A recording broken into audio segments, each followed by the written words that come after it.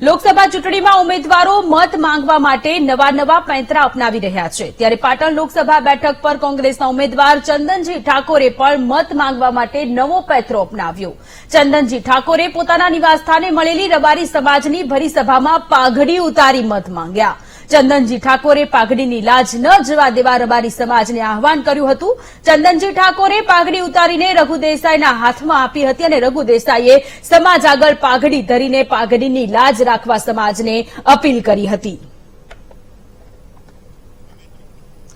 તો પાટણ લોકસભા બેઠક પર કોંગ્રેસના ઉમેદવાર ચંદનજી ઠાકોર કે જેમણે મત લેવા માટે મત માંગવા માટે નવા પેંતરાઓ અપનાવ્યા છે। આપને જણાવી દઈએ ભારતીય જનતા પાર્ટીએ પાટણ બેઠક પરથી ભરતસિંહ ડાભીને ટિકિટ આપી છે ત્યારે કોંગ્રેસ તરફથી ચંદનજી ઠાકોર કે જેઓએ ગઈકાલે પણ મત માંગવા માટે અલગ પ્રયત્ન કર્યા હતા, મામેરાના નામે મત માંગ્યા હતા, આજે પાઘડી ઉતારી અને રબારી સમાજના લોકો પાસે મત માંગ્યા છે।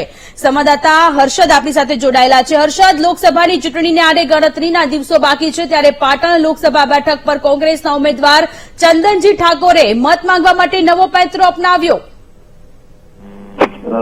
હવે જે કહેવાય ઉમેદવારો ભાવનાત્મક વાતો કરી રહ્યા છે।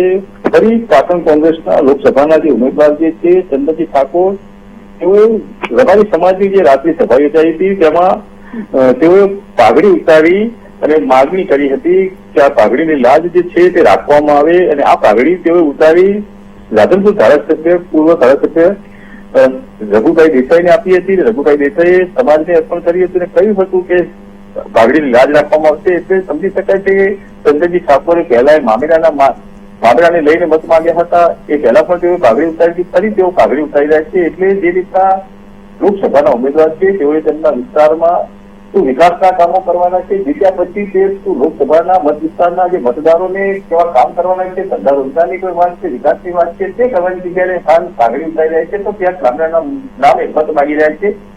આ પણ એક વિષય મહત્વનો છે। જી સોનલ।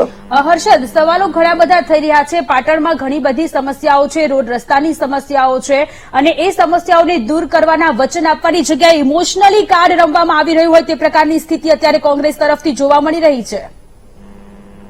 ચોક્કસ સોનલ, જે રીતના જો વાત કરવામાં આવે તો રાધનપુર શાંતપુર વિસ્તારમાં પીવાના પાણીની સમસ્યા રહેતી હોય છે, ઉનાળુ છે એ સમસ્યા હોય છે, સમીની વિસ્તારમાં પણ આ સમસ્યા છે। પાટણ સરસ્વતી બેરેજ ડેમની જો વાત કરવામાં આવે વર્ષોથી પાટણ સરસ્વતી નદી સૂકી ભર રહેલી છે। પાટણમાં ધંધા રોજગાર નથી, જીઆઈડીસી નથી, આ તમામ એવા પાસા છે, તમામ જે બાબતો છે તેની ઉપર ફોકસ ઉમેદવારો કરી શકે છે, પરંતુ ઉમેદવારોને જાણે આ કોઈ બાબતમાં રસ જ ના હોય તેમ હવે કાગડી અને આ બધી વાતો કરી રહ્યા છે, ભાવનાત્મક ખેલ ખેલી રહ્યા છે। પરંતુ હવે એ જોવાનું છે મતદારોનો મિજાજ કેવો રહે છે, કારણ કે આ બાબતો જે માગણાની વાત હોય કે કાગડીની વાત હોય તેમાં જે મતદારો છે તેઓનું કંઈ ભલું નથી કરવાનું। મતદારોનું જે ભલું ત્યારે જ થશે કે તેઓના હિતની વાત હોય, વિકાસની વાત હોય, તેઓના જે ધંધા રોજગારની વાત હોય કે પીવાના જે પાણીની સમસ્યા હોય, ખેડૂતને સિંચાઈના પાણી મળી રહે, આ બધી બાબતો હોય, આ બધી વાતો કરવાની પરંતુ આ ઉમેદવારો આ પ્રકારની વાત કરી રહ્યા છે। તે આવનાર સમય બતાવશે કે કેમને। હર્ષદ, આભાર તમામ વિગતો માટે।